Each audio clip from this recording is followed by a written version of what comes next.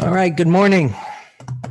Okay, well, this is a tough spot, and I've always found it a little tough as to, how much is this? It obviously looks like it's getting ready to pull back a bit here. And what's tough about this, I'm just looking at the futures here at the moment. We'll look at the other markets. And one of the things that we talked about, it was as earlier in the week, was the fact that probably on Monday, the fact that this resting period here really hasn't done much. And what I mean by that is it created an area of support, and clearly buyers are stepping up on the dips. You can see, look at the bottoming tail bars, and that topping tail right there had virtually no effect. I mean, it had some. This bar right here did dip down, and buyers stepped up near the low of that bar, and bottoming tail bar, and a bottoming tail bar, and a bottoming tail bar, and bam, there's the breakout. Now, I get suspicious when breakouts immediately start to consolidate again, because it opens up the door to a possible breakout failure. And the weekly chart is up, like 6 bars in a row. Not that it can't go higher, but the momentum is stalling even more. And we still have all of today and 2 more days to go. But you see the narrowing range and body, candle body. And, at this moment in time, we've got a doji kind of bar, which says the momentum is coming to a screeching halt. So, yesterday the move up was rejected, and now prices are down to this support here. So the question is, does it hold? Is this a distribution pattern? Obviously, we got to see if it'll actually break down below here. And if it does, well, then we just look to the next reference point below, which is in the area down here. Now, so we'll see. Do buyers want to step up here and kind of flip it back up? And now we've got a trading range going on. So kind of in limbo here, so to speak, uptrend, right? This is a sideways trend now because of the depth of the retracement, but it's an uptrend. So we give the benefit of the doubt to multiple time frames being in uptrends. This could easily turn into a green bar, right? And if it closes strong, well, then we've got a continuation pattern. So bar by bar analysis, right? The current bar doesn't really give us a complete message just until it's done. So, and this is just the beginning of the day. So this is far from done. It could become a big red bar. And of course, what the message is going to mean at that point, especially if it closes down below this big green candle. So that's where we're at right now. There's a bit of, let's say, uncertainty within the uptrend, which could just result in some sideways chop. Maybe this stuff going on the TV with this impeachment stuff and China, blah, blah, blah, going back and forth, right? We heard it endless times. So we'll see how it unfolds. But right now we've got a little bit of a selling coming in within the uptrend, and that happens within uptrends. It doesn't violate the trend, right? So one bar doesn't change a trend. And what this is just telling us is that for the moment, there's some profit taking and there's a stall within that trend. Okay, let's start with the S&Ps as we normally do. We don't get too much of that pre-market data with this cash market, but the idea is the same. That the trend was up. This gap up didn't go anywhere. There was a lot of chop yesterday and closed below the opening price and so on. Nonetheless, it's in an uptrend. Within uptrends, red bars, right, tend to be ignored, and that's bullish trend confirmation, and that's what we've been having. And I'll repeat again, this sideways choppy stuff that's been going on here, I think should have resulted in a little bit more to the upside. Nonetheless, maybe it's just the news, and we're just being, tested as to whether, we want to stick around for more upside potential or take some profits. It's always what's your trading plan, what to do here. Just looking at the S&Ps, it hasn't even violated a prior bar's low yet, so little reason to sell. But the further prices move up without a correction, and there was a correction right here, right? It was a correction for almost 2 weeks.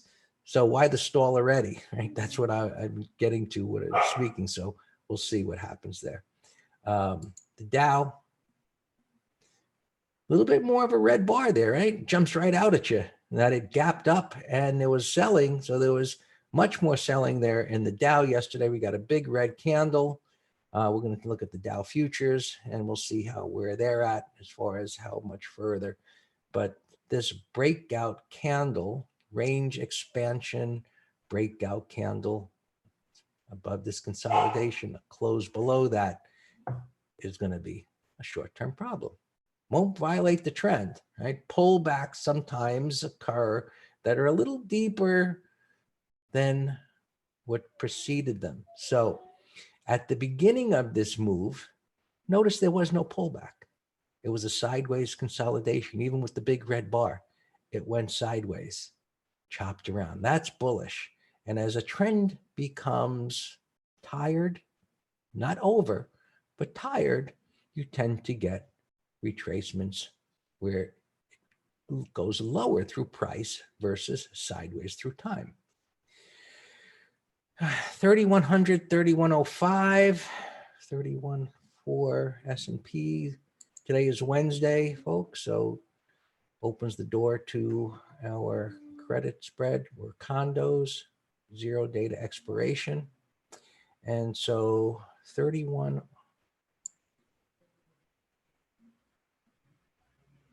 I like that. Let's see where the S&Ps are related to this. Buyers should step up there, but if it retraces that deep wall, I'm concerned about this unfilled gap down here. I'm saying sell below for a call spread.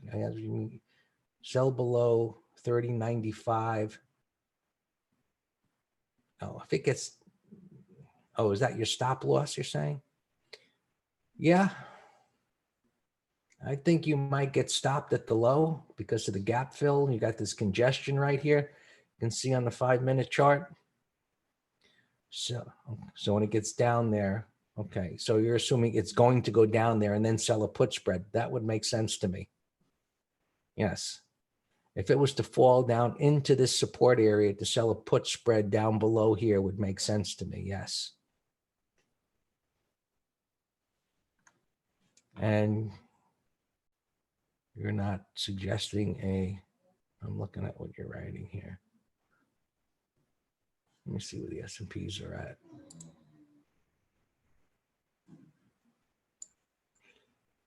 No call spread up here. If this starts to break, maybe there's no premium, but we'll look. All right, so same story here. A bit of a pullback. One of the things, those of you that may be watching on YouTube, but maybe you're not watching the markets during the day in real time or not, whatever. Just one of the kind of a eyeball kind of fast, dirty way of doing some analysis is to say, you got a big red bar like that. Ideally, you're not going to get a close halfway into the range expansion bar. It can give you a pretty good guide as to the depth of retracement and damage being done, because typically with a wide range bar, they stay in the upper half, which it's still doing. It's okay if you get a tail, but it's got to recover. And looking at the hourly chart, it's in question whether it's going to recover. You can see the pullback here to that swing low where buyers are beginning to step up. And if that fails, well, then it's going to open up the door to coming down into this congestion there. Right now, it's holding that level. And Qs, I think we already looked at that. YM, right? Had the bigger red day. It's coming down to, right, the support, right? It's an area, kind of minor, major, and kind of starting to bounce here a little bit. Russell, just a mess. That's a pretty long consolidation that's going on there. And we've talked a lot about, well, if it can continue to hold here and break out above these levels, that's going to be a huge opportunity because it's got this great big void there. So far, it's just marking time, which is bullish. And it's bullish until it's not bullish, meaning if it breaks down below this swing low, well, that's going to be a short-term problem. And the idea of breaking above the highs here, that idea is going to begin to melt away. So far, it's just chopping around up here, as you can see. Christmas tree or soldiers or whatever marching back and forth, just a lot of nothingness for 2 weeks here already. And, CL bouncing after a red day yesterday and a breakdown through the consolidation. It's just a mess. Bonds are up here, putting a little pressure on equities.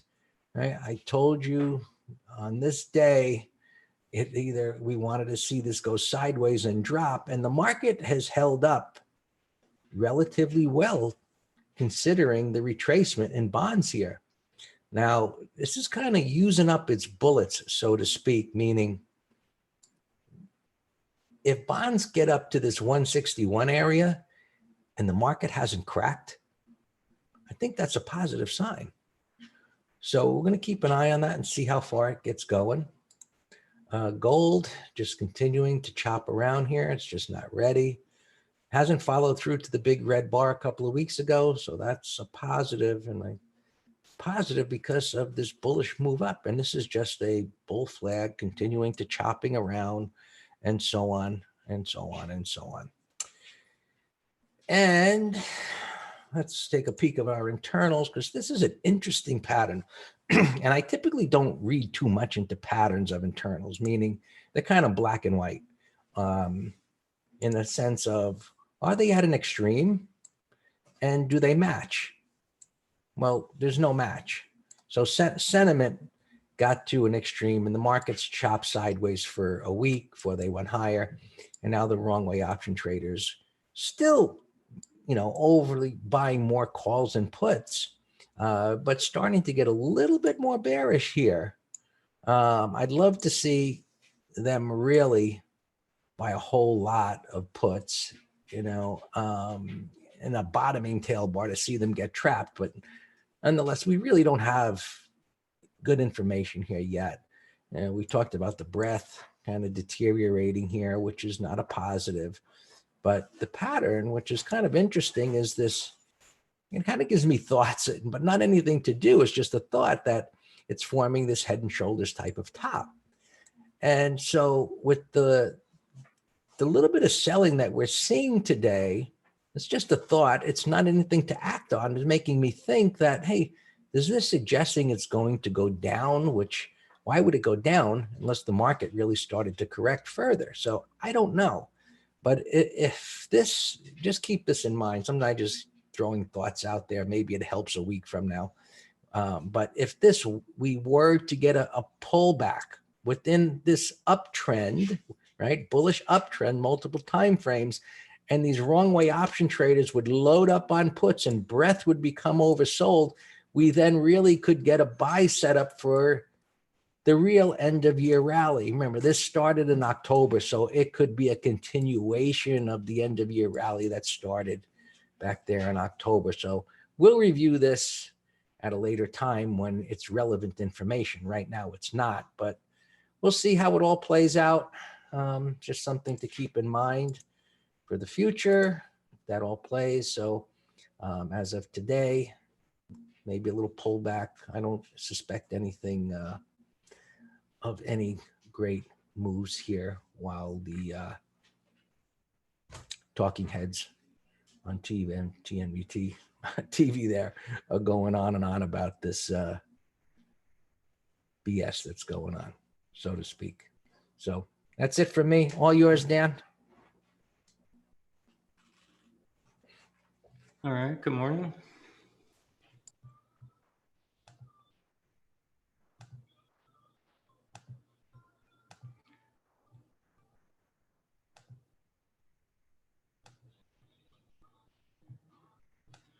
All right, all of our open positions.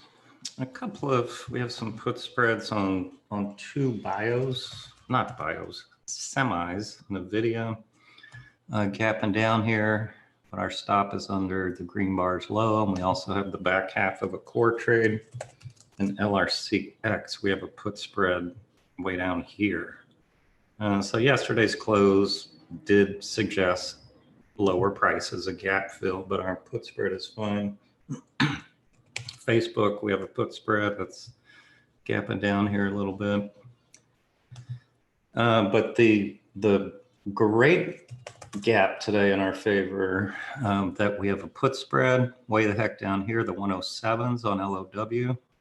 And we did that purposely as an earnings trade. So that's a beautiful gap there.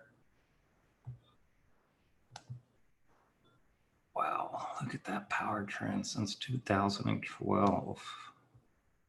So it's gapping right here to all-time highs. And we also took profits on it, but we had a bull call debit spread into earnings on target here. McGraw, are you still in yours? I know you did this one with us. We bought a $100 call, sold a $115. So then we had over $2 of positive time decay, and provided it closes above 115, then that would be making our max profit. And that's how we trade earnings. Sometimes we do a put spread, sometimes we do a covered call if it's a core trade, and then sometimes we speculate on it and buy a call. Remember in WBA, into earnings, and Pat turned us on to this idea. We bought a $61 10-day call for 25 cents. And then it ripped up to 64. She sold hers for $2. So what's that, a 800% return, whatever? 400. All right, nice, McGraw. Yeah, on ours, we were up 28% in 2 days, 2.5 days. So that's why I said, you know what, we have a beautiful certain gain, let's take it. But it's a choice, and you held yours, and risk and reward go hand in hand. So nice. Richard, you did a strangle. Well, you should know how it's going to play out, pretty much. Any bullish side is going to help, but we'll analyze it later when things slow down. Let's look at gappers here. This was getting clocked here, but it's up a little bit pre-market. Upper left here is my 15-minute chart, and it has a big price void. I would never swing this thing, it's very damaged. But when you get such oversold things like this, and you get a pattern intraday, look, downtrend, sideways trend, gap up, price void. I mean, this thing, first target here, second target, somewhere in this fluid move. I have no idea. But that would be a great day trade setup. BRY getting clocked here, 760. That was a nasty bar yesterday on volume. That's dumping. Nothing to do with it though. CGIX 540. I don't know if that's a buy or what, but that's not my type of setup. APA, I actually got this stock. It's not a gapper, but I saw it in Tasty Trades daily play. And I really don't look at theirs anymore, but I noticed this one because it said it has a 100% implied volatility rank. And then I immediately checked earnings, and it's not earnings. So that's strange for a stock to have 100% IVR, unless there's a pending news event. But so they recommended a Condor, and I was shocked that I kind of agree with the setup because they don't use charts. So I don't know if they hired a technician. Maybe some of them have been listening to us over the past couple of years, or if they just, the pattern just luckily matches. So McGraw, let's keep an eye on this for a condor with IVR that high. That's exactly when we want to sell premium around the charts. Oh, Richard. Okay, I didn't know Tony did. I thought when I used to listen to Tom 2 years ago, I mean, he was so adamant, like we never look at charts. But then he had some guy on the afternoon at 3:30. I forget his name. He would always look at long-term charts, and that's all he did was look at charts. So whatever. Avid 880, gap's too big. I would love this one if it were gapping just to the low 8s. Then with the target like 950. NXPI, I forget what the news was. I think they're continuing to buy back shares. That's actually a call spread, a short-term call spread candidate. CRM, they did something with, not earnings, but they said something about affirming something or other. I think this was earnings ESE. It's low volume, but it's bullish. Curlif, this is a marijuana stock. And I noticed, where's this other one? Look at talking about marijuana. Look at CGC, still in a downtrend, gapping up to 16.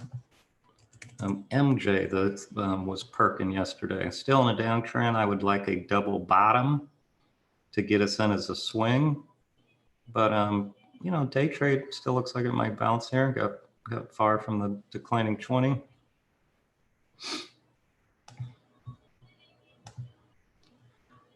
ALC 57, bearish gap. We'll come back to it. AVYA, all over the place.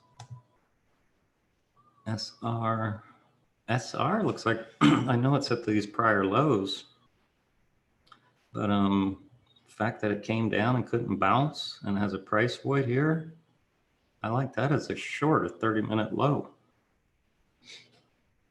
And I started this morning to work on a MT live on retracements. And you know, retracements is one of our valuable concepts. So this is 100%, couldn't bounce, declining 20, 50. And today, obviously, at noon, Greg sent the link. We're gonna do buy and sell setups. It's one of our best setups, quality trend, buy pullbacks to support with a reversal. They work on all time frames. Wow, that's a big old gap. Nothing to do with it. 510. This looks like a penny stock toy. Look, pump and dumping, pump and dump, pump and dump.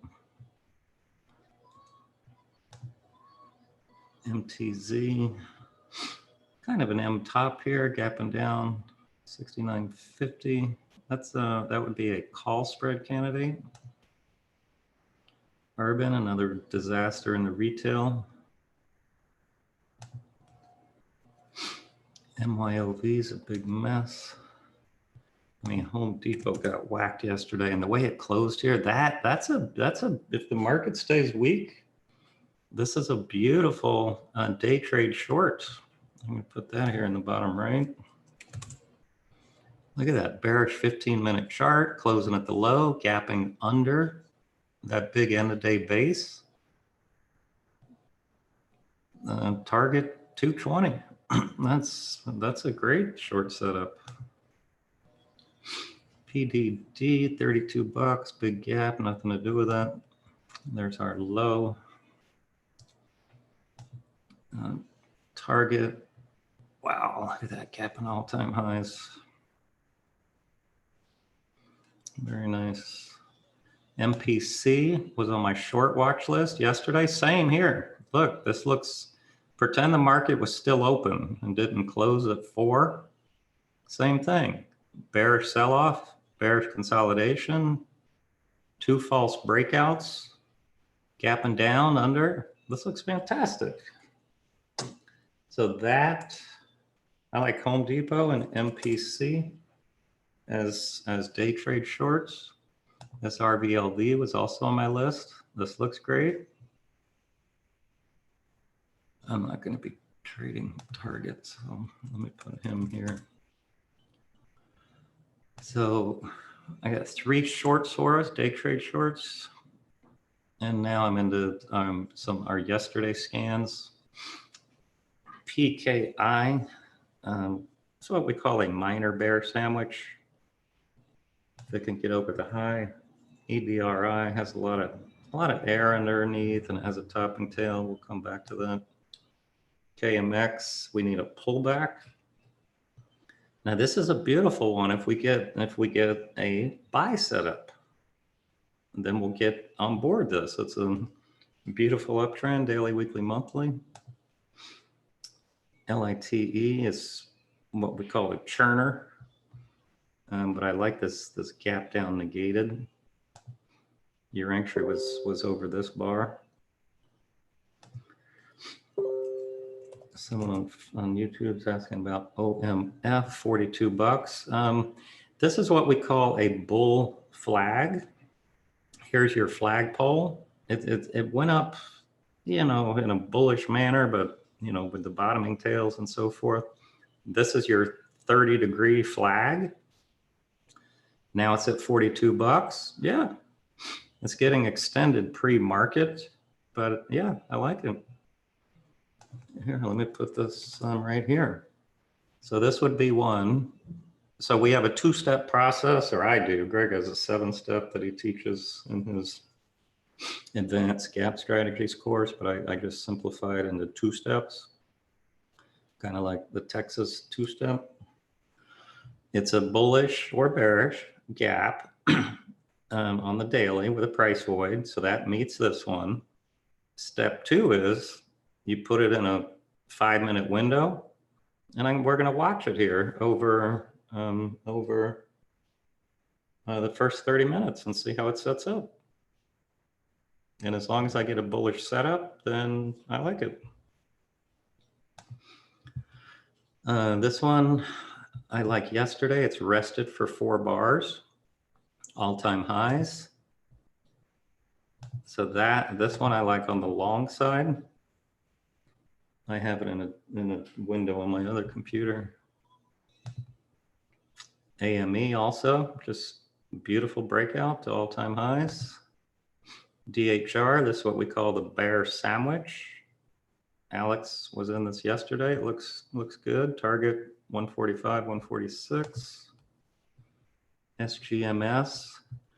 If I like the weekly a lot, and the monthly, this is a textbook kind of W bottom, even though the second part of the W is thicker.